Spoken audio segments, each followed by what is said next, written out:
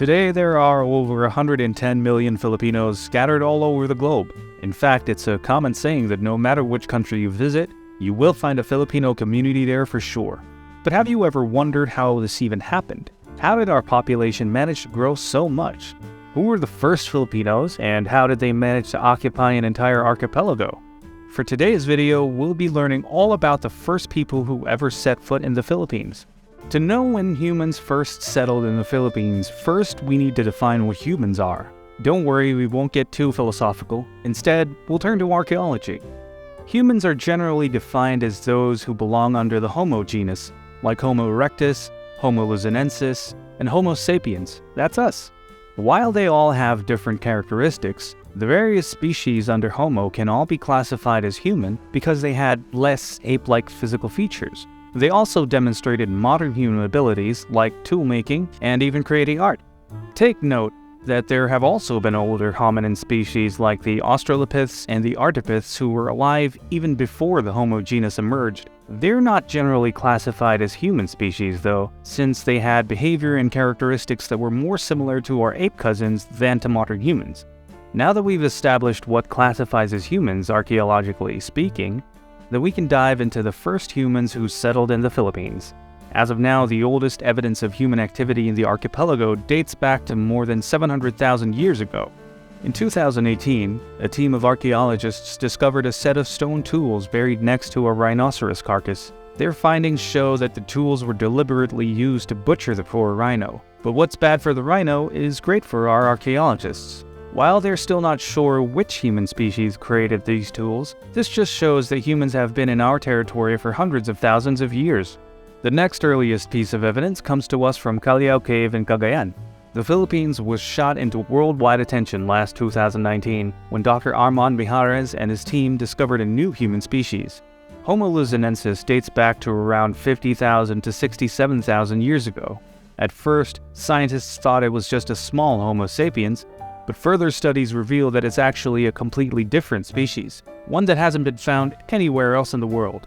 Some believe Homo Luzonensis evolved from Homo erectus, who were among the first Homo species to migrate out of Africa. Homo Luzonensis was relatively smaller and shorter than Homo sapiens, yet the two human species might have coexisted at one point in time. Can you imagine that? Even now, when there is only one human species left in the world, we still found a way to emphasize our differences, whether racially, physically, ethnically, and more. What more if there were multiple human species alive at the same time, like back in prehistoric Philippines? When talking about the ancient humans in the Philippines, of course we can't skip talking about the Tabon Man.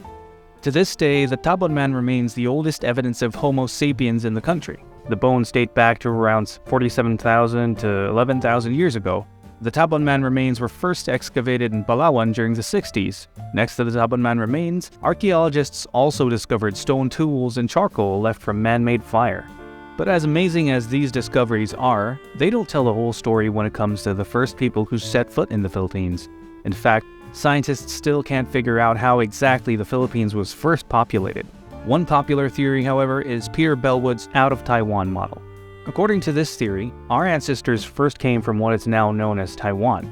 Through advanced seafaring and navigating, they managed to reach Luzon around 5,000 years ago. From Luzon, the Austronesians started migrating to the rest of the Philippines, as well as nearby countries in Southeast Asia and Oceania.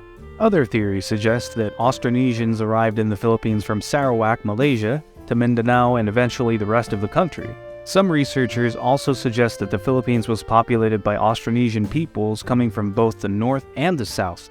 Whatever direction of migration, researchers generally agree that the Philippines' first settlers were Austronesians. Take note that these migrations happened over long periods of time, thousands and thousands of years. They didn't just happen over time. While we have evidence of human life in the Philippines way before our Austronesian ancestors arrived, they were the first ones to have widespread migrations to our archipelago. How did they come up with this theory, you might ask? Well, studies have shown that countries in Southeast Asia and Oceania share many similar cultural practices and even have similar languages. Take the word five, for example. In Tagalog, Bahasa Indonesian, and Samoan, it's lima. In Hawaiian, it's elima. In Maori, it's rima, and so on. Many Austronesian countries are also one in valuing boats and bodies of water. In the Philippines, for example, the boat is a huge part of our indigenous concept of the afterlife. Just think of the two figures on top of the Manunggul Jar. Both figures are sat on a boat, with one figure ferrying another towards the afterlife. Similar myths and stories are also found throughout Southeast Asia and Oceania. We are one in valuing this incredible maritime culture. These are just some of the examples of cultural and linguistic similarities across the Austronesian region. Learning about all of this is very interesting, but what does it actually matter? Why should we care about prehistoric people in the Philippines when all of this happened so many thousands of years ago? Well, first off, studying prehistory can be a great way to decolonize our past. When the Spaniards came to the Philippines, they made us believe we had no past as a people, that we only became civilized and cultured when they arrived. But we know this is not true. More and more research tells us that the Philippines played a huge role not just in the Austronesian expansion, but also in the story of world prehistory in general. We've always had our very own colorful and important past. Second, our prehistory reveals our long-standing ties with our neighboring countries. While we've been shaped by different experiences throughout the centuries, we all came from one place, and traces of our shared origin story still remain to this day. And lastly, take Jose Rizal's words as our final reason for the importance of prehistory. Ang hindi lumingon sa pinanggalingan ay hindi makakarating sa paroroonan. It's important to learn where we came from and how we got started in order to make sense of our present. And in fact, some of those prehistoric traditions like seafaring are still very much alive today. The story of the prehistoric Filipinos was a story of migration, and this story is far from over. Today, Filipinos are among the most widespread people in the world, continuing the long-standing tradition of migration that brought our first ancestors here in the first place. What part of Philippine prehistory intrigued you the most? Don't forget to tell us in the comments. Like, share, subscribe, and turn on the notification bell if you'd like to learn more with us. Thanks for watching.